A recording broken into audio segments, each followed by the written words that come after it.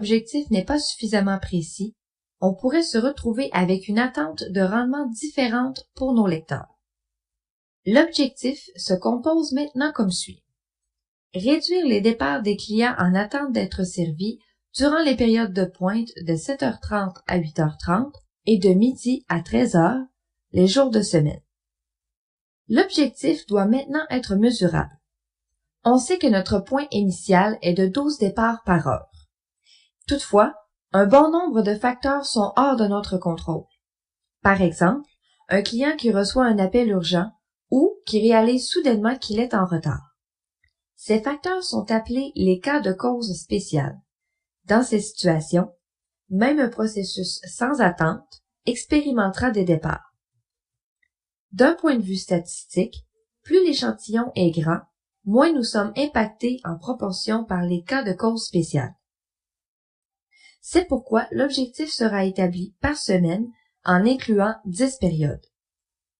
L'objectif devient donc réduire les départs des clients en attente d'être servis durant les périodes de pointe de 7h30 à 8h30 et de midi à 13h, les jours de semaine, à moins de 3% par semaine.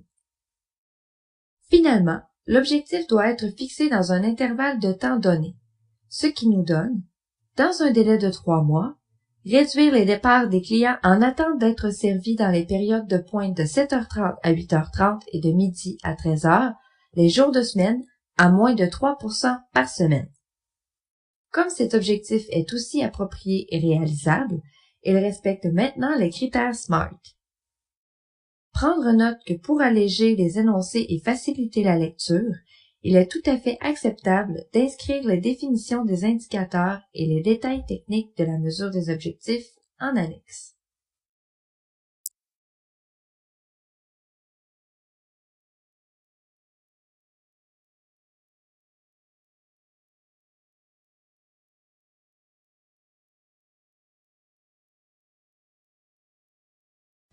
Une fois les objectifs du projet définis, il faut procéder à l'analyse de rentabilisation.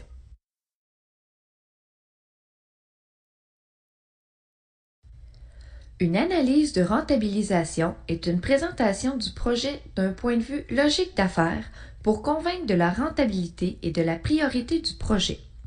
Il s'agit en quelque sorte de la justification du projet. C'est un résumé du projet qui pourrait être destiné à un investisseur. Il faut en ce sens considérer les points suivants: le contexte stratégique et les besoins d'affaires, le rendement qu'aura le projet versus les investissements nécessaires, c'est-à-dire une analyse coût-bénéfice de la situation actuelle versus la situation souhaitée. C'est habituellement le pivot de cette analyse. D'un côté, on recense les revenus et les économies du projet, et de l'autre, les coûts engendrés. Le ratio des deux devient l'argument de vente principal du projet. La pertinence du changement. Qu'est-ce que le changement peut apporter à l'organisation? Que ce soit en termes de retombées pour l'organisation, de satisfaction des clients ou de conditions de travail pour les employés. Finalement, on peut vouloir souligner d'autres retombées attendues, qu'elles soient positives ou négatives.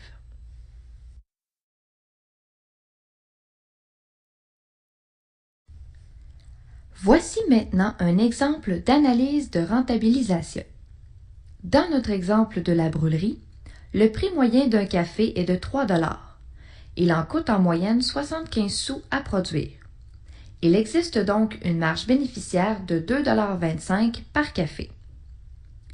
120 clients visitent la brûlerie par période de pointe et une semaine compte 10 périodes de pointe, ce qui équivaut à un achalandage de 1200 clients par semaine. La brûlerie perd actuellement 12 clients pour chacune de ces 10 périodes de pointe, donc 120 clients perdus au bout de la semaine, ce qui équivaut à 10% de la clientèle en période de pointe. L'objectif est de réduire les départs de clients qui n'ont pas commandé à moins de 3% par semaine. Sur les 1200 clients par semaine, c'est donc un maximum de 36 clients qui seront perdus. On s'attend donc à retenir 84 clients de plus par semaine. 84 cafés supplémentaires par semaine avec une marge bénéficiaire de 2,25 $ chaque générera un profit de 9 828 $ au bout des 52 semaines de l'année. À ce profit, il faut ensuite soustraire les coûts du projet d'amélioration. Ceux-ci sont évalués à 1 000 $. 9 828 $ moins 1 000 $ chiffre le rendement à un profit attendu de 8 828 $. En divisant le rendement par le coût du projet, on obtient un rendement de l'investissement de 883 %.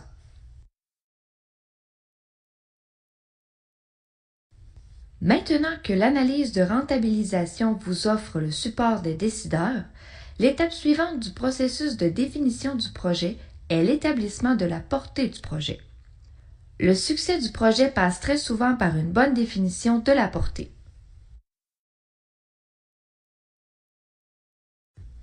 La portée du projet doit être correctement arrimée à l'ensemble des objectifs déterminés. Il est aisé de perdre de vue les limites de notre intervention et d'inclure soit trop peu ou trop d'éléments dans notre projet. C'est la raison pour laquelle, lors de cette étape, on s'attelle à formaliser les limites du projet, c'est-à-dire quand il débute et quand il se termine, ce qu'il inclut et ce qu'il exclut. On va décider quelle portion de la chaîne de valeur sera couverte et à quelle étape notre intervention débute et à quelle étape elle se termine. Prendre note qu'il est important que la portée du projet ne soit pas trop large, car c'est souvent une des principales sources d'échec des projets. Le juste équilibre ampleur-complexité constitue l'une des conditions gagnantes de l'intervention. Finalement, notez que la portée du projet est évolutive. En effet, celle-ci pourrait être modifiée si le projet était subdivisé ou si le mandat était révisé.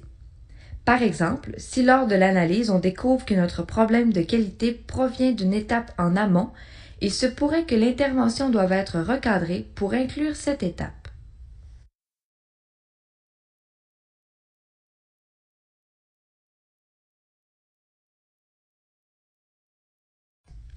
Ainsi, lorsque l'on établit la portée du projet, il faut prendre en compte les facteurs suivants: les ressources mises à notre disposition, les contraintes de notre environnement, les détenteurs d'enjeux qu'on appelle aussi parties prenantes, c'est-à-dire toutes les personnes qui ont un intérêt dans le projet, en particulier les alliés et les personnes réfractaires au projet. Les éléments facilitateurs dans l'organisation, comme la culture, le climat de l'entreprise, etc. À l'opposé, il faut aussi prendre en compte les freins dans l'organisation, les résistances connues ou prévisibles. Finalement, il faut considérer les sources de délai pour contrôler la durée de notre projet. En Lean Six Sigma, on utilise la règle du pouce. Celle-ci spécifie qu'un projet doit être réalisable dans un délai de 4 mois. Si cela doit prendre plus de temps, il faudra retravailler la définition du projet et tenter de le diviser en plusieurs petits projets.